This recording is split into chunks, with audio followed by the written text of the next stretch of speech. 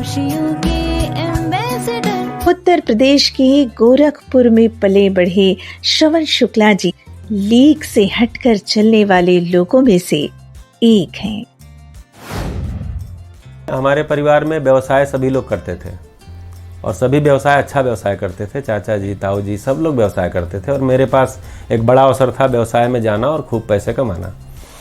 लेकिन जो मैथमेटिक्स को मुझे झलक मिली थी, उसके कारण मेरी खोज शुरू हो गई और खोज जो हुई तो उसमें ये लगा कि टीचर बनना चाहिए। स्कूल का सिस्टम है कि भाई स्कूल आओ और तुमको जितना पढ़ाना हो पढ़ाओ, जाओ घर, परीक्षा लो, बच्चों को रिजल्ट दो, यही काम था।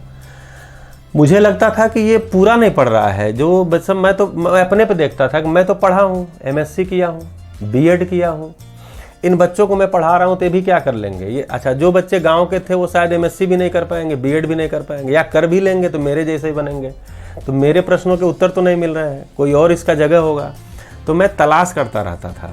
तो दिल्ली सरकार से मनचाहा प्रस्ताव मिला दर्शन के प्रकाश में हैप्पीनेस करिकुलम कोर्स तैयार करने में सहयोग करने का। तो एजुकेशन में एक मानव की जो जरूरतें, सुविधा और सुख दोनों है, तो सुख भी शिक्षा में लाया जा सकता है। इसका भरोसा बना और ये इंटरनेशनली बना। जिस ढंग से तत्कालीन अमेरिकन राष्ट्रपति की पत्नी मेलानिया ट्रंप आई देखने के लिए दिल्ली में हैप्पीनेस करिकुलम, 1-1.5 घंटा बिताई और 1-1.5 महीने बाद वहाँ से ट्वीट करती हैं कोरोना काल में कि आज जब दुनिया पूरी पेंडेमिक में है। तो मैं जब इंडिया गई थी फरवरी में, वहाँ मैंने एक स्कूल में हैप्पीनेस करिकुलम देखा और मुझे लगता है आज पूरी दुनिया को उसकी ज़रूरत है।